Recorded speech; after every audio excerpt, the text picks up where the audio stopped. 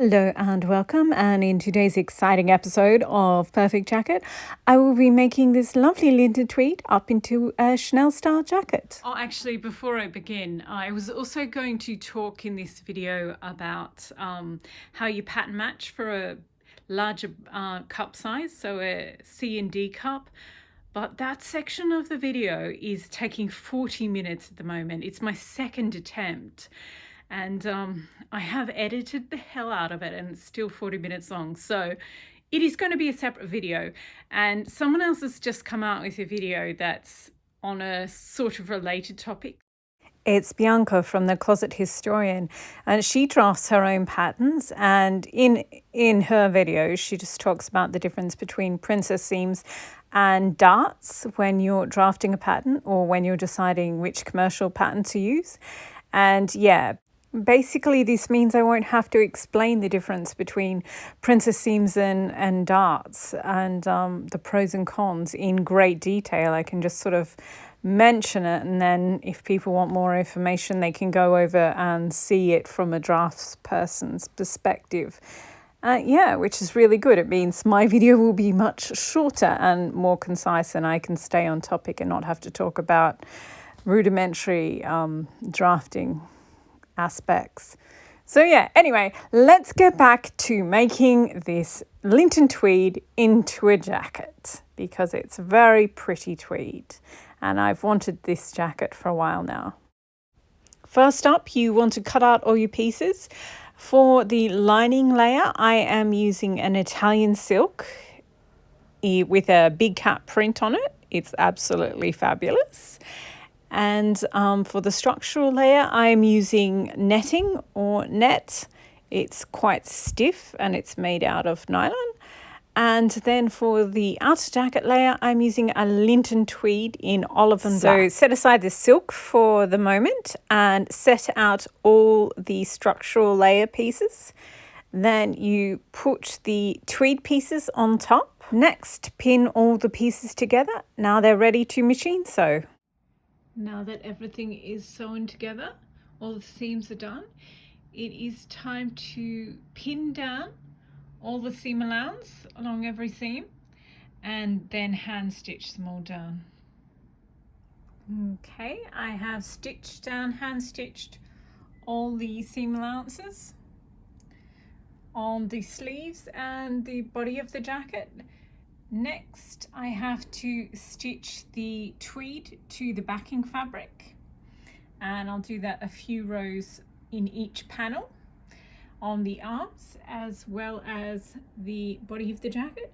And once that's done, I will hem the hem as well as the cuffs of the sleeves. So I will do that all now. Oopsie, I accidentally deleted the bit of footage where I show you that I finished the hems and the cuffs and tell you that the next thing to do is the sleeves. So yeah, the next bit of footage is just me rambling about sleeves. The sleeves are pinned. Now it is time to sew them together. The sleeves are sewn into the sleeve holes. You can't really see. And once you've sewn them together, it's time to turn it out. Now you just need to check that both shoulders are fine. These ones are beautiful. These look really nice. Okay, so now that they're fine, you just need to take the jacket off again, turn it back inside out, and reinforce the seam of the sleeves. So just go around it with the machine one more time, and then it is time to pin and sew down, hand sew down the seam allowance. So you just cut the, okay, so I've sewn around again, so this is sewn twice now, and the next thing to do is clip the curve. So I just put notches in this round bit here and cut the seam allowance down by half. Don't cut it right down, because obviously then your sleeve will just fall off or you get holes in the underarm. Just cut it down a little bit, And once that's done, you just need to sew the remaining seam allowance down into the sleeve. So I will do that now. I sew my shoulder seam allowance down in 2 stages.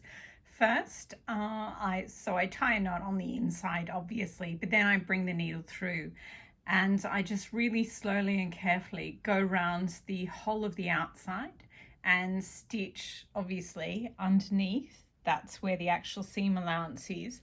But it's really important that it looks good from the outside. So yeah, the first time I go around and stitch it down so that I make sure that everything looks perfect from the outside. And once that's done, then my second layer is, so this is the armhole here, sleeve hole.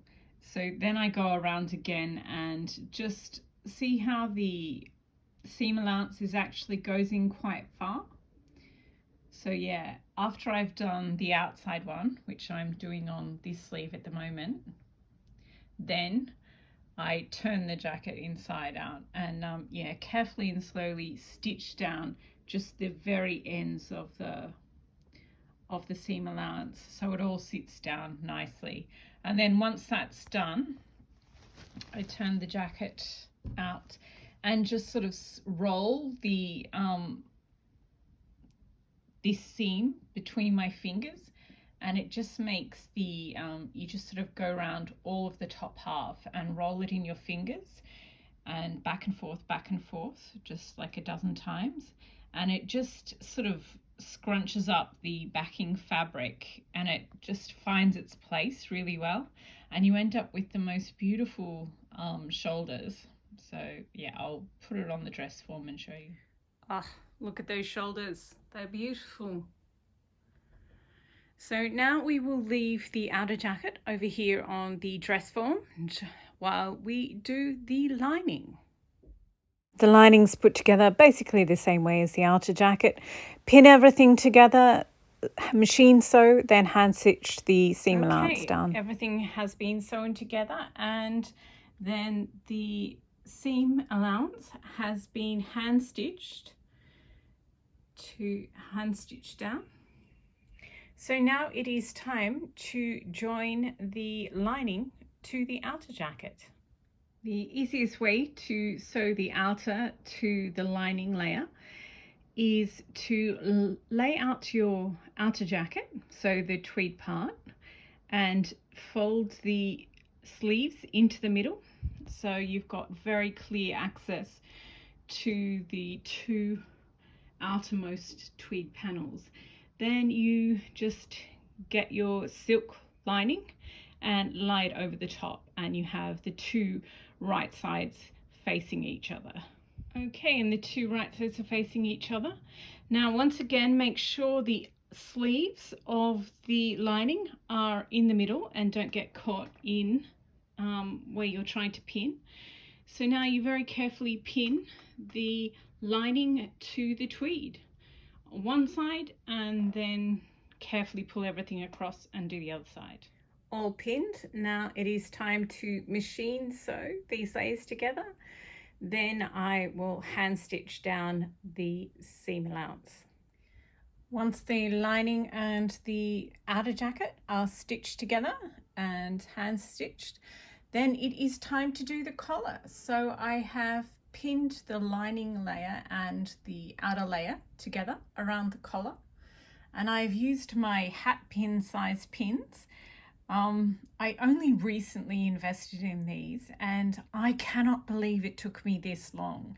If you work with tweed for anything more than one jacket, then I highly recommend buying larger size pins, or just finding a bunch of hat pins, because it is so much easier, because it's such a loose weave fabric and you have to be so careful with it that yeah, using these larger pins, it's kind of like putting a knitting needle through knitting. It's just, you're so much better able to control the layers of fabric. Anyway, so now it is time to very carefully sew around the collar. And first I'll just do it once with the machine, and then I'll carefully check that there's no puckers or anything like that, unintentional pleating, and then I will go back around and reinforce it again with the sewing machine, and then I'll turn it out and check it.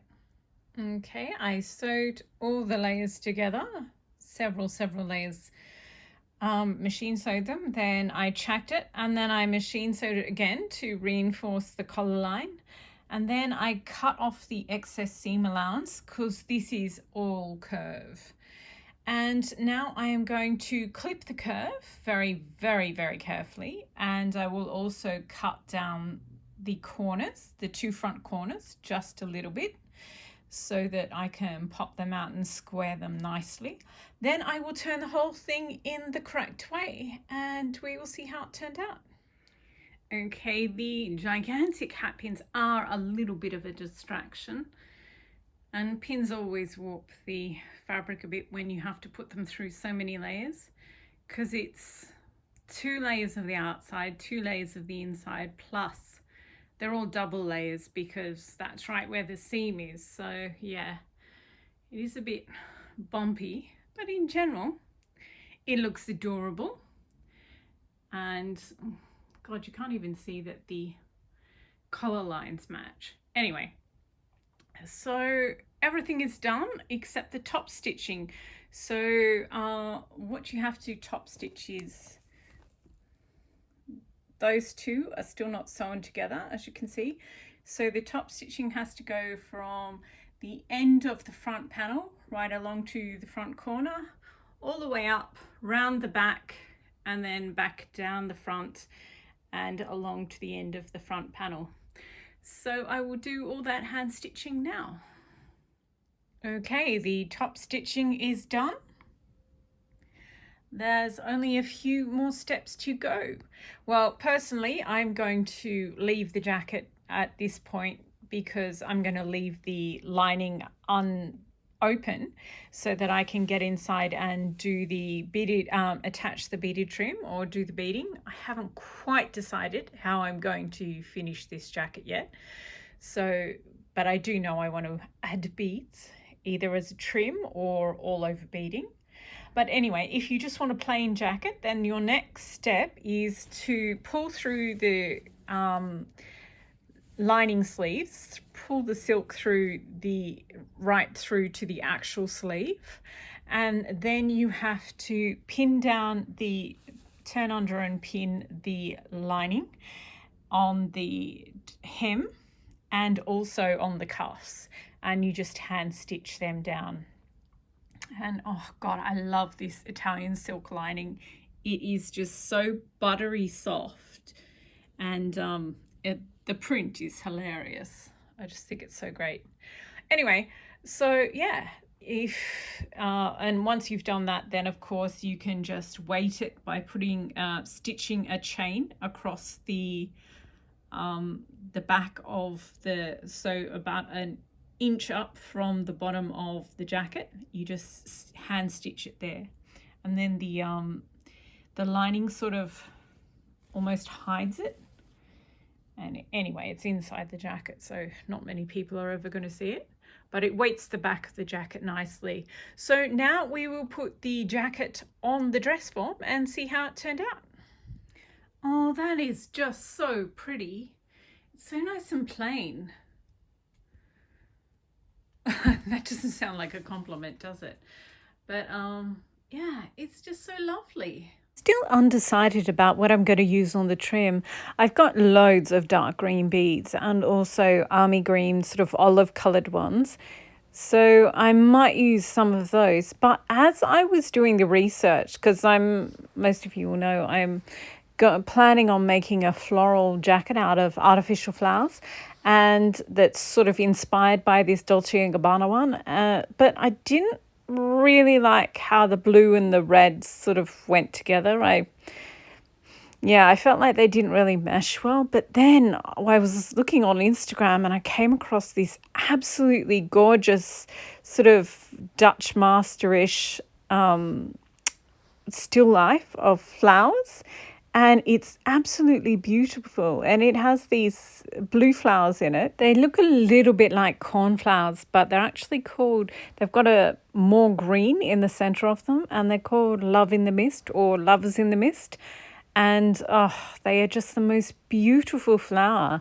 And I found another photo on Instagram of them just in a field, and it's a true representation of the colors that they come in. The blue is much more royal, like a cornflower blue, and the greenery, like the actual plant, is sort of more olive and army green.